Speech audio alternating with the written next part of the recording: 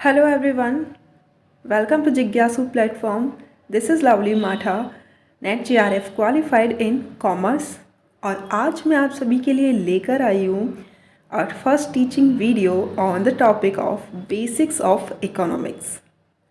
ये वीडियो उन सभी के लिए इम्पॉर्टेंट रहने वाला है जो कि ना ही सिर्फ नेट सेट के कैंडिडेट हैं बल्कि किसी भी तरह के कंपटीशन एग्ज़ाम की प्रिपरेशन कर रहे हैं। तो चलिए बिना देर किए शुरुआत करते हैं अपने वीडियो की। आज की वीडियो में आपको देखने को मिलेगा economics and economy basic difference, meaning and definition of economics, nature and scopes of economics and the central problem of economics. सबसे पहले बात करते हैं इकोनॉमिक्स वर्ड की। तो इकोनॉमिक्स वर्ड ग्रीक भाषा की इकोनॉमिक्स वर्ड से लिया गया है। आइकोस का मतलब हाउस से है जबकि नोमोस का मतलब मैनेजमेंट से है। यहाँ हाउस का मतलब एस्टेट या वेल्थ से है, जिससे कोई पर्सन अपनी प्रॉफिट या फिर अर्निंग ड्राइव करता है। सो इस तरह से इकोनॉमिक शब्द का मतलब होता है हाउस मैनेजमेंट या फिर the task of managing a house hold. इसे और इन डेप्थ में समझते हैं। इकोनॉमिक्स एक ऐसा साइंस है जो कि स्टडी करता है इकोनॉमिक एक्टिविटी ऑफ इंडिविजुअल और एंटिटीज़। इंडिविजुअल्स या फिर एंटिटी का मतलब कोई भी बिजनेस ऑर्गेनाइजेशन हो गया, कंपनी हो गई, वो सर्वाइव करने के लिए जो भी इकोनॉमिक एक्टिविटी करती हैं, आर्थिक गतिविधियाँ करती हैं, उसकी स्टडी इकोनॉमिक्स कहलाती है। अब इंडिविजुअल लेवल पर इकोनॉमिक एक्टिविटी किस तरह से की जाती है? तो activities to generate income are termed as economic activity। एक एग्जांपल समझते हैं। जैसे हमारे घर में हमारे फादर अर्न करते हैं, वैसे अर्न करने के लिए कोई भी प्राइवेट या फिर गवर्नमेंट जॉब या फिर कोई बिजनेस चलाते हैं। तो ये क्या हो गई? ये उनकी इकोनॉमिक एक्टिविटी हो गई। यही काम बड़े लेवल पर होता है। अब समझते हैं इकोनॉमिक एजेंट्स को, जिसमें कि इंडिविजुअल्स और बिजनेस ऑर्गेनाइजेशन, गवर्नमेंट या फिर प्राइवेट कोई भी ऑर्गेनाइजेशन आती है। इकोनॉमी की अगर मैं बात करूं, ये तो बात हुई इकोनॉमिक्स की। अब अगर बात करते हैं इकोनॉमी की, तो an area of production, distribution और trade and consumption of goods and services by different economic agent. Economic agent की हम पहले ही बात कर चुके हैं। जब ये इकोनॉमिक एजेंट गुड्स या सर्विसेज के प्रोडक्शन की, डिस्ट्रीब्यूशन की, ट्रेड या फिर और कंजप्शन की जब एक्टिविटी करते हैं तो ये कहलाई जाती है हमारी इकोनॉमी। इकोनॉमिक्स और इकोनॉमी में बेसिक डिफरेंस यही है कि इकोनॉमिक्स है theories, principles, rules and regulation, जबकि हम in theory, principles, rules and regulation को अप्लाई कर देते हैं तो उसका एप्लीकेशन ही इकोनॉमी बन जाता है। Indian economy is referred to production, trade and consumption of goods and services within Indian territory। जब यही एक्टिविटी इंडिया के अंदर होती है तो वह इंडियन इकोनॉमी कहलाई जाती है। इकोनॉमी एक ब्रॉड एरिया है जिसमें culture, education, technological evolution, history, social organisation और इसके साथ साथ geography, natural resources, endowment and ecology included है। अब कल्चर किस तरह से इकोनॉमी में इंक्लूडेड है? भाई काफ़ी सारे स्टेट्स हैं, वो अपने कल्चर को शो करने के लिए टूरिस्ट को बुलाते हैं, उनसे वहाँ से उनको अपनी अर्निंग जनरेट होती है। इसी तरह हर एरिया इकोनॉमी से ही रिलेटेड होता है। Economics was originally introduced as science of statecraft and concerned with the collection of revenue for the government। Basically economics को शुरुआत में गवर्नमेंट के अर्निंग के सोर्स को कलेक्ट करने से ही रिलेट किया जाता था, लेकिन आज के टाइम में इसका एरिया काफ़ी ब्रॉड हो चुका है। जैसा कि आप ऊपर देख सकते हैं, कल्चर, एजुकेशन, सब जगह पर आपको इकोनॉमिक एक्टिविटी देखने को मिलेगी। Economics is all about optimal choice between limited resources and unlimited want। ये बात क्या कहना चाह रही है? आइए इसे एग्जाम्पल से समझते हैं। द हेड ऑफ फैमिली, जैसे कि एक परिवार का एक मुखिया है, उसके परिवार के सभी सदस्यों की बहुत सारी इच्छाएं हैं, वांटें हैं, नीड्स हैं, और परिवार के मुखिया की जो आय है वो लिमिटेड है। अब लिमिटेड आय में आपको अनलिमिटेड वांट का सामना करना है। This is economy. कैसे आप उनको डील करोगे? Similarly society also face the problem of taking unlimited want of the member of society with the limited resources available to the society। Society के वांट्स तो अनलिमिटेड है कि उनको अच्छा इंफ्रास्ट्रक्चर चाहिए, एजुकेशन चाहिए, हेल्थ इंफ्रास्ट्रक्चर चाहिए, लेकिन उनकी जो रेवेन्यू है, गवर्नमेंट का जो रेवेन्यू है वो इतना ज़्यादा नहीं है कि वो सारी डिमांड्स को फुलफ़िल कर सके। This is called the scarcity of resources, कि उतने रिसोर्सेज नहीं हैं जितनी की हमारी डिमांड हो गई है सोसाइटी में। Economics thus would mean the study of way in which mankind organize itself to tackle the basic problem of scarcity of the resources। All society have wants more than resources available to satisfy them। कि government का काम यही है कि वो economic पॉलिसियाँ इस तरह से बनाए कि ये जो बेसिक प्रॉब्लम आ रही है रिसोर्सेज के स्कैसिटी की, वो पूरी हो जाए, या फिर इतनी की ज़रूरतें पूरी की जा सकें कि ये बैलेंस बना सकें लिमिटेड रिसोर्सेज और अनलिमिटेड वांट का। तो ये तो बात हुई बेसिक मीनिंग ऑफ इकोनॉमिक्स की। आई होप आपको मीनिंग समझ में आई होगी। आगे बात करते हैं डेफिनेशन ऑफ इकोनॉमिक्स की। तो अलग अलग अर्थशास्त्रियों ने अपने हिसाब से इकोनॉमिक्स को डिफाइन किया है। तो the father of modern economics is called Adam Smith.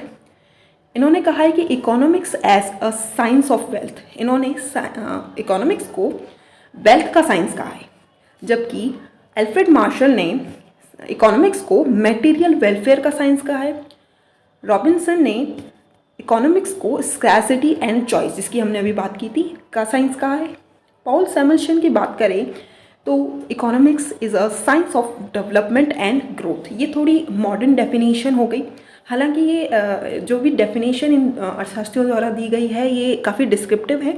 यहाँ मैंने उसका सिर्फ समरी आपको रिप्रेजेंट की है।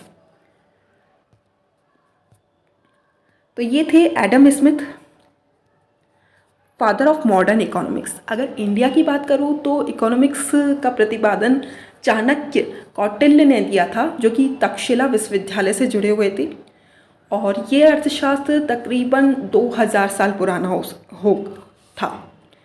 उस समय इतनी पॉपुलेशन नहीं थी, तो इतनी इकोनॉमिक स्कैसिटी भी नहीं थी, और जो इकोनॉमिक्स थी वो थोड़ी पॉलिटिकल्स या एडमिनिस्ट्रेटिव से जुड़ी हुई थी। लेकिन एडम स्मिथ की जो बुक थी wealth of nation, an inquiry into the natural and causes of the wealth of nation, जो कि 1776 में आई थी, एंड इसके बाद इकोनॉमिक्स में काफ़ी ज़्यादा इवोल्यूशन होने लग गया। काफ़ी सारे लोग एडम स्मिथ के बुक को, वेल्थ ऑफ नेशन को, मॉडर्न इकोनॉमिक्स से जोड़कर देखते थे, इसलिए इनको फादर ऑफ मॉडर्न इकोनॉमिक्स भी कहा गया।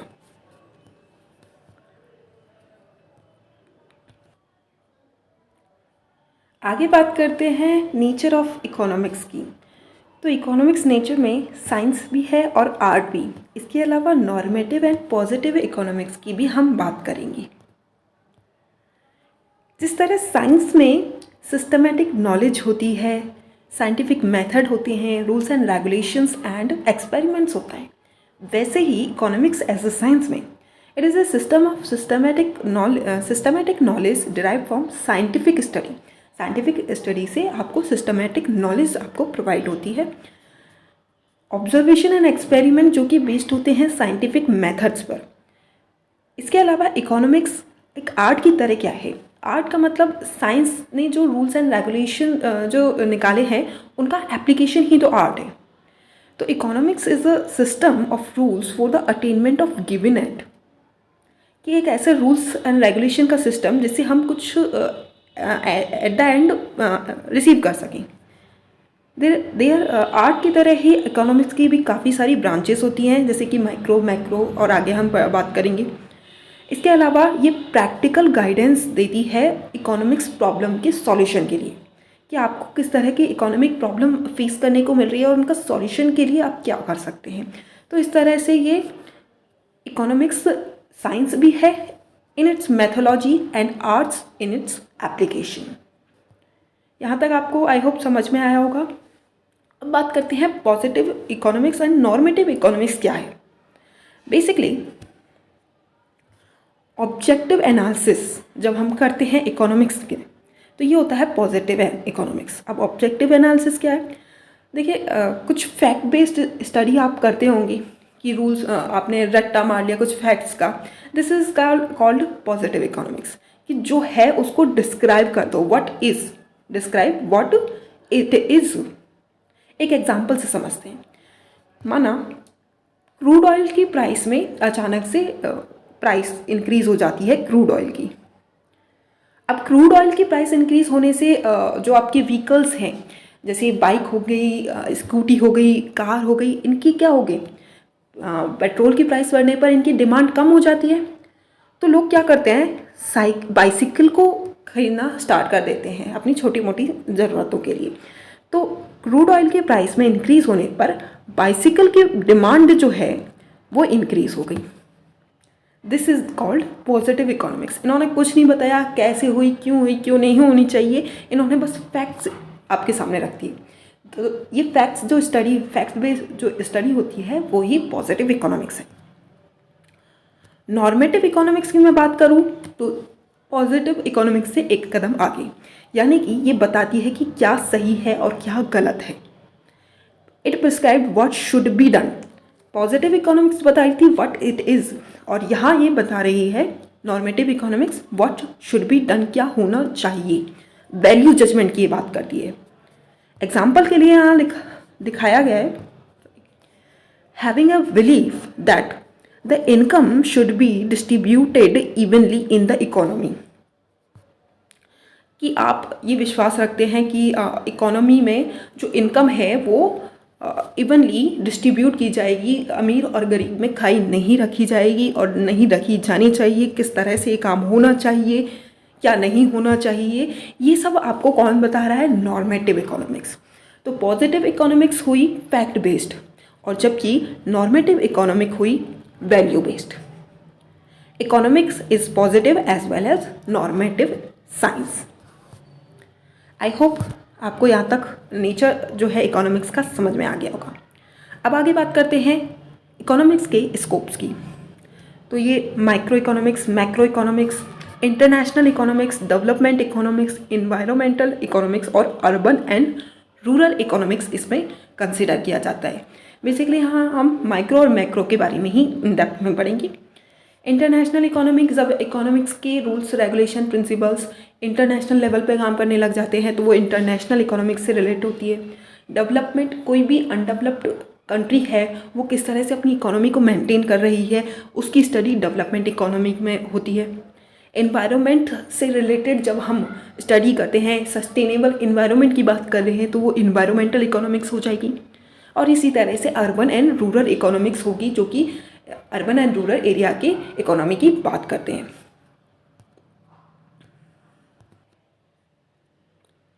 इकोनॉमिक्स के जब हम basic rules and regulations, principles, theories की जब बात करते हैं तो इसका मतलब हम बात कर रहे हैं माइक्रो इकोनॉमिक्स की। माइक्रो इकोनॉमिक्स को इंडिविजुअल यूनिट्स की इकोनॉमिक बिहेवियर के स्टडी करने का इकोनॉमिक्स समझा जाता है। इंडिविजुअल यूनिट्स में कोई भी पर्सन है, पर्टिकुलर हाउस होल्ड है, या फिर कोई फर्म है, कंपनी है, ऑर्गेनाइजेशन है, वो शामिल होती है। जबकि इकोनॉमिक बिहेवियर यानी कि उसकी इकोनॉमिक एक्टिविटी की बात कर रहे हैं। तो जब हम इंडिविजुअल यूनिट की इकोनॉमिक बिहेवियर की स्टडी करते हैं तो इसका मतलब हम माइक्रो इकोनॉमिक्स की स्टडी कर रहे हैं। माइक्रो इकोनॉमिक्स में एक पर्टिकुलर यूनिट की स्टडी की जाती है, कंबाइंड यूनिट्स की नहीं की जाती। माइक्रो इकोनॉमिक्स को प्राइस एंड वैल्यू थ्योरी या फिर थ्योरी ऑफ हाउस होल्ड भी कंसिडर किया जाता है या डिस्क्राइब किया जाता है। Most production and welfare theories are from micro economics. जो भी आप वेलफेयर या प्रोडक्शन थ्योरीज होती है वो सारी माइक्रो इकोनॉमिक्स से ही निकल कर आती हैं। तो ये तो बात हुई माइक्रो इकोनॉमिक्स की। अब मैक्रो इकोनॉमिक्स वही सिंपल सी चीज़ है, जब आप एक पर्टिकुलर यूनिट की बजाय all the unit of combined together उन सब की इकोनॉमिक बिहेवियर की स्टडी कर रहे हैं, यहाँ बिहेवियर है, इकोनॉमिक कर लीजिएगा, इकोनॉमिक बिहेवियर की स्टडी कर रहे हैं, तो इसका मतलब अब आप मैक्रो लेवल पर इकोनॉमिक्स की स्टडी कर रहे हैं। नाम से ही आपको अंतर समझ में आ गया होगा, माइक्रो यानी कि छोटा लेवल पर और मैक्रो यानी कि बड़े लेवल पर। Macroeconomics is a study in cumulative, hence it is often called aggregative economics. Micro economics और मैक्रो इकोनॉमिक्स के बेसिक डिफरेंस की बात करूं तो माइक्रो इकोनॉमिक्स तो इंडिविजुअल यूनिट की स्टडी कर रहा है, जबकि मैक्रो इकोनॉमिक्स होल ग्रुप की यूनिट्स के होल ग्रुप की स्टडी करता है। माइक्रो इकोनॉमिक्स में लॉज मार्जिनल एनालिसिस से रिलेटेड इसके स्कोप में आते हैं, जबकि मैक्रो इकोनॉमिक्स के स्कोप की बात करूँ तो होल इकोनॉमी की यहाँ स्टडी होती है। For example employment, inflation, national income, ये सब इसके पार्ट होते हैं। Micro economics it provide the information related to individual demand. Basically आप डिमांड की प्राइस के फॉर्मुलेशन की, कंजप्शन एंड प्रोडक्शन की लॉ की, इन सब की बात करते हैं माइक्रो इकोनॉमिक्स के अंदर। जबकि मैक्रो इकोनॉमिक्स में national income, general price level, total production and total consumption की स्टडी की जाती है। माइक्रो इकोनॉमिक्स थोड़ा सिंपल स्ट्रक्चर है, जबकि मैक्रो इकोनॉमिक्स लार्ज ग्रुप की स्टडी करता है, इसलिए ये कॉम्प्लेक्स स्ट्रक्चर है। माइक्रो इकोनॉमिक्स पर्टिकुलरली फोकस करता है प्राइस के एनालिसिस पे, जबकि मैक्रो इकोनॉमिक्स करता है इनकम के एनालिसिस पर।